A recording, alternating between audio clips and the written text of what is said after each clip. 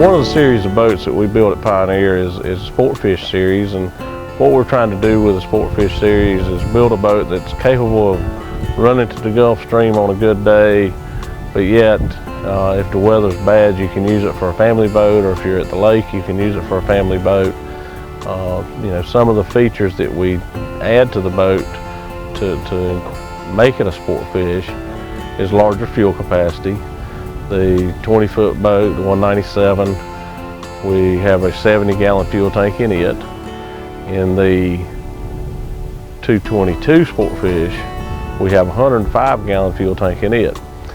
With that kind of fuel capacity, we have a very long range in a 20-foot boat. The 197 with a 4-stroke 150 is going to get close to 4 miles to the gallon. So with a 70-gallon fuel capacity, that's a 280-mile round trip in range. You got enough you can run 60 miles offshore if it's a great day and fish all day, and you can come back and not have to worry about the fuel capacity.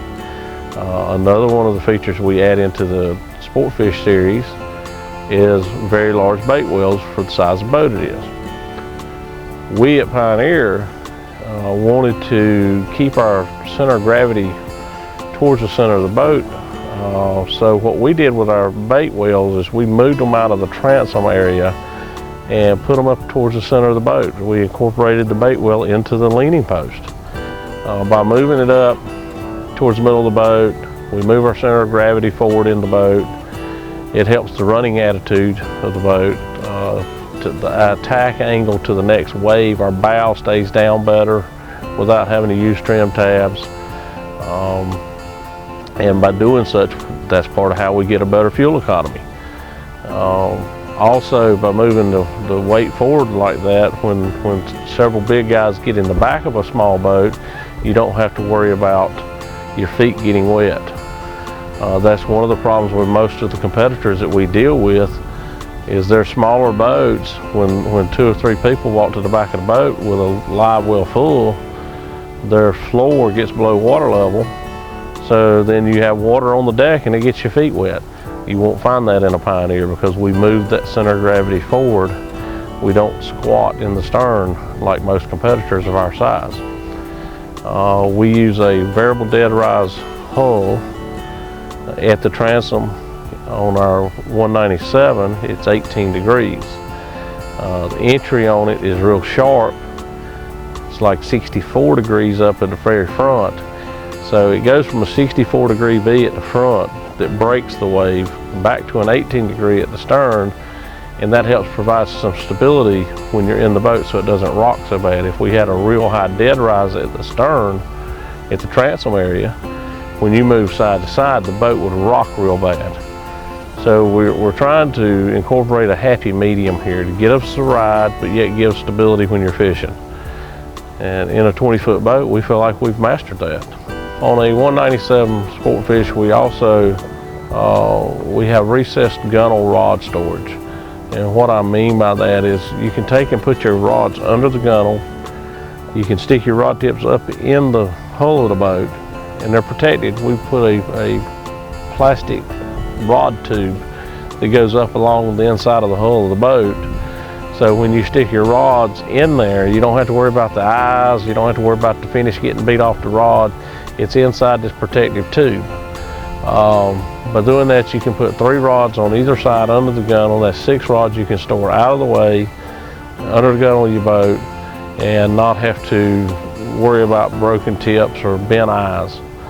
We also have 3 rod holders across the backrest on the leaning post, and those are vertical rod holders, so you can store rods there. We have 4 across the T-top, so you can store rods up there also.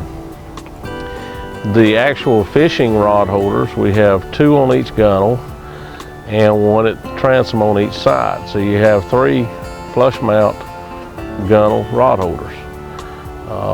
We also incorporated a stainless steel tow rail. And what this allows you to do is, if you're fishing and you've got a fish and you're trying to get him up off the bottom and you're putting a lot of pressure on him, when you go to lean against the side of the boat, it makes you feel like you're leaning out of the boat, like you could be pulled out of the boat. With these stainless tow rails, you can take and put your feet up under them and lock your toes in there. And there's no way you can fall overboard while you're fighting this fish, or gaffing a fish, or pulling up to the dock, reaching out overboard of the boat.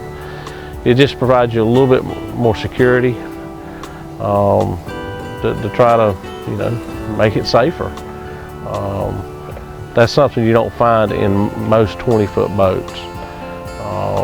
If you do find it, normally they're made out of plastic.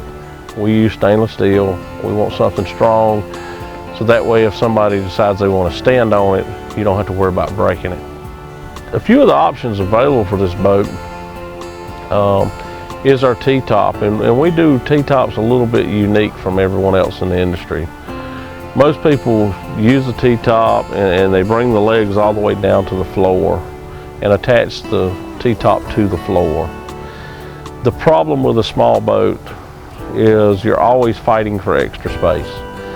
And if you have the sidewall of the console and then a leg coming down to the floor, then the width of the usable width in the boat has just been decreased by 3 to 4 inches on each side of the console. Well, 6 to 8 inches in a small boat is a lot of space. What we do is we bring our T-tops down and attach them to the side of the console. A lot of people in the industry will not do that. In fact, most people will not do that. And it's because they have an inferior way of attaching their console to their hull. The way we attach our console to our hull, we don't have to worry about the console breaking loose. Our Sportfish series, which includes 180, 197, and 222, we try to incorporate a lot of Carolina bow flare on the boats to give it aesthetically a better look. Also, it helps in a following sea to keep the boat from stuffing into the next wave. With the sharp entry of the deep V, that helps crack the wave to provide a softer ride. And we taper out to a variable dead rise at the transom to provide more stability and better fuel economy with these boats. With a real hard reverse chine, we turn the water down before it ever gets up towards the side of the boat. That way it helps provide a dry ride in a small boat. It's really a hard thing to do in a small boat, is to provide a dry ride, but because you can't travel fast enough to get away from that water if the wind's blowing. So we use that hard reverse chine to knock it down best we can. There again, the bow flare, it's very aesthetically, it's very pleasing to the eyes. It looks like the traditional Carolina Sportfish boats. That's more about stuffing the bow coming into the next wave. It keeps the bow, adds buoyancy to the bow and helps lift the boat up, so you don't have to be concerned with that. That along with our large fuel capacities, our self-bailing hulls, our foam-filled hulls, our large capacity fish boxes that are very well insulated. That's part of what makes a Pioneer Sportfish a great all-round fishing boat that can be double duty as a family boat also. Pioneer Sportfish series, 180, 197, 222. Test drive one today so you can experience the safety and security and a great ride that'll help get you to the fish of your dreams.